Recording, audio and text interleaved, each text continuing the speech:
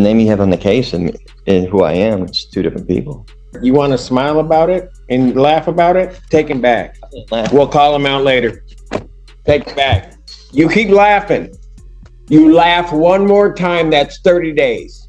Go contempt. Look it up. I'm not threatening you. Say one more word and that's contempt. 30 days. 30 days. Alright guys, this is easily one of the most intense court hearings you'll ever see. The sovereign citizen in this video might just be the smuggest and most delusional one we've ever had on this channel. This dude just will not stop talking. It's like he's begging the judge to throw him in jail. But trust me, the judge absolutely destroys him every single time. Sovereign citizens love to think they're above the law, but that fantasy ends the moment they step inside a courtroom. Let me know down in the comments what you think about this guy, and if you enjoy watching justice being served, make sure to hit that like button and subscribe. Alright, let's dive straight into this madness. What's the confusion? I've stated multiple times on the record that I wish to represent myself. Well, I thought we got rid of that issue the last. Yeah, I thought so too. I spoke to this gentleman right here and expressed my wish to represent myself as well. All right. Well, if he doesn't want you, I mean, we'll figure that out in a moment. So, Mr. Styron, we're going to go through this again. What do we want to do in this case? You understand what you're charged with, sir? I understand what the charges are against me, yeah. Okay, look, you're going to have to give me straightforward answers to my questions because I've got to make sure that you understand certain things. I got to do certain things here. You understand, first of all, that if you do indeed direct, you want to smile about it and laugh about it, take him back. We'll call him out later. Take him back. You keep laughing. You laugh one more time, that's 30 days. Go contempt. Look it up. Well, that was over fast. I've got to say, I absolutely love how Judge Simpson deals with these so-called sovereign citizens. He's always calm, direct, and takes zero nonsense, exactly how it should be. But seriously, what do these guys even think is going to happen? Like, does this dude want to go to jail? Because from the looks of it, that's exactly where he's headed. He's sitting there smirking and laughing like the whole thing's a stand-up routine. It just blows my mind. No sovereign citizen has ever walked into a courtroom and actually won doing this nonsense. So, what's the plan here? What's the end game? If anyone out there actually understands what these people are trying to prove, please enlighten me in the comments. Anyway, let's check out what happens next when this guy decides to make another appearance, because something tells me he's about to dig himself an even deeper hole. State your name. My name is Thomas Styron. Living man. So, Styron, you are before the court. You have elected to represent yourself. I do have to advise you that you have 3 counts against you. The first count is that of fleeing and eluding 3rd degree under the motor vehicle code. Do you understand the nature of that charge, sir? This is under the assumption that you're compelling me to identify as Thomas York Styron, the legal entity on this case. I believe that you are. Do you understand the nature of the charge, sir? I don't understand how the name you have on the case and who I am, it's two different people. I have a complaint, Thomas Styron II. Do you understand that that individual is charged with fleeing and eluding 3rd degree? So, do you understand the nature of that charge? You just need to answer my question. For the record, take him back, and when he decides he wants to cooperate, we'll bring him back. Maybe. I'm not threatening you. Say one more word, and that's 30 days. 30 days! Boom. This guy seriously does not want freedom, does he? He completely earned that 30 days for contempt. Like, what exactly did he think was going to happen here? You can literally see Judge Simpson, in all his calm, no-nonsense glory, giving this dude chance after chance to just answer a simple question, and he still manages to blow it. It's like this guy is allergic to common sense or something. I mean, if any of you can make sense of this, please let me know in the comments, because I honestly can't figure out what his goal is here. Like, is he trying to set a record for the fastest trip to jail or what?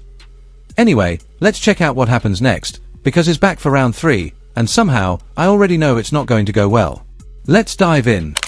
Three calls the case, people of the state of Michigan versus Thomas Styron II.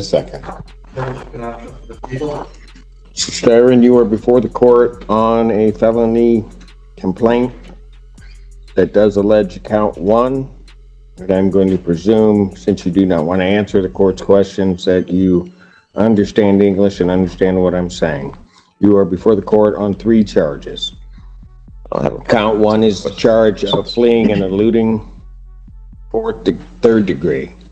Under the Michigan Motor Vehicle Code, that is a felony punishable by up to 5 years incarceration, a $1,000 fine plus court cost, and would require the Secretary of State to suspend your license for up to 1 year upon conviction. Count 2 is assaulting, resisting, and obstructing a police officer. That is a felony or high court misdemeanor punishable by up to 2 years incarceration and or a $2,000 fine plus court cost. Count 3 is a misdemeanor offense of operating with a license suspended, denied, and or revoked. That is a misdemeanor as indicated, punishable by up to 93 days, $500 fine plus court cost. Your vehicle could be subject to immobilization. Since you refused previously to answer my acknowledgement as to whether you understand that, I will assume that you understand what you're charged with. You are also entitled to be represented by counsel at this and all subsequent proceedings. If you could not afford to hire an attorney would be provided at public expense to represent you in this matter. You are entitled, as indicated, to be represented at this proceeding, all subsequent proceedings, including your preliminary examination, and if the matter were to proceed by trial, you would be entitled to counsel. It is, as we have gone through the previous proceedings, the court's understanding that you do not wish to be represented by counsel, and that this matter will then proceed forth with you representing yourself. I have to advise you that in representing yourself, the court will make the presumption that you understand the Michigan court rules, those regarding both procedure and those regarding evidence. The court will not be providing any legal assistance to you during the course of those proceedings and will hold you to the same standards that I would hold an attorney representing or practicing before this court. So, with all of that, and with the court's understanding that you do not want to be represented by counsel, I will set this matter for its next proceeding. You understand I'm the beneficiary, not the trustee, right? That will be the preliminary examination. I will set the preliminary examination. Has discovery been provided to the defendant? Your Honor, he was previously represented by the public defender. I don't know if they turned over the paperwork to him. Does anybody from the public defender's office know whether or not the defendant has been provided discovery? Mr. Odetella. Thank you, sir. Thank you.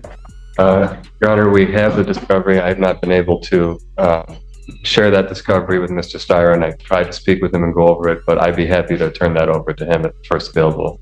All right. If you would either turn that over to the court officer so that they can provide that to Mr. Styron so that he has the discovery, and if you could do that today, I would appreciate it. Yes, Your Honor. I'm setting the preliminary examination. Thank you, sir. Yes.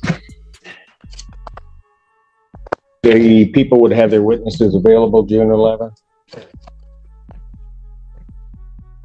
Set this matter for preliminary examination in person, June 11th, 2024, 9 a.m. That is before me.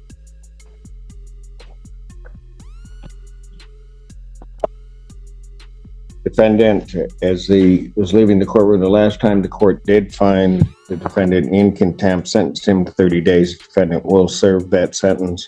The court will sign the judgment of sentence regarding the contempt. I don't understand how that's possible. Like I said, I'm So first of all, watch your language. You're treating me as if I'm the trustee, or I don't want to partake in any trust fraud or anything like that. Is this a Sesquive trust matter involved in this? Is my social security number attached to this at all?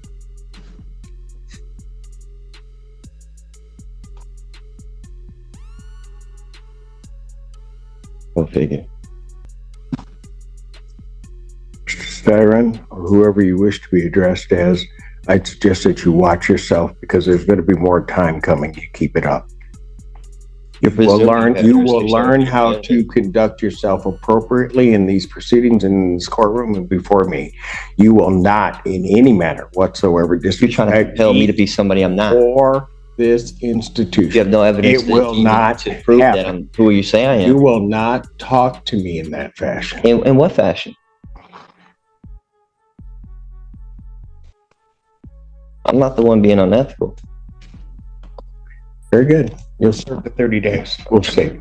We'll see him on the 6th. Bond continued. Do you guys think this dude deserved more than 30 days for contempt? Because honestly, I do.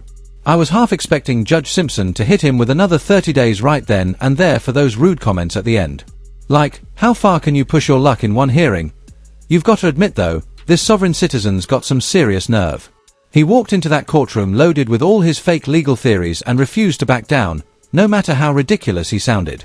I mean, sure, he might have the IQ of a squirrel, but you can't deny, he's got guts.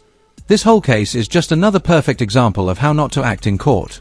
Judges literally have the authority to hold you in contempt to keep order, and I promise, you're not winning any arguments by disrespecting them. If anything, this guy's attitude just shows why it's important to actually know your rights and the law, not the made-up version sovereign citizens believe in. Watching Judge Simpson handle him was both frustrating and weirdly satisfying at the same time. You really don't see many judges deal with sovereign citizens the way Judge Simpson does, firm, patient, and fair. He nailed this one, but what do you guys think? Was 30 days enough? Or should Judge Simpson have gone even harder on him? Let me know in the comments, and don't forget to like and subscribe if you want more courtroom chaos like this. Thanks for watching, guys. Take care.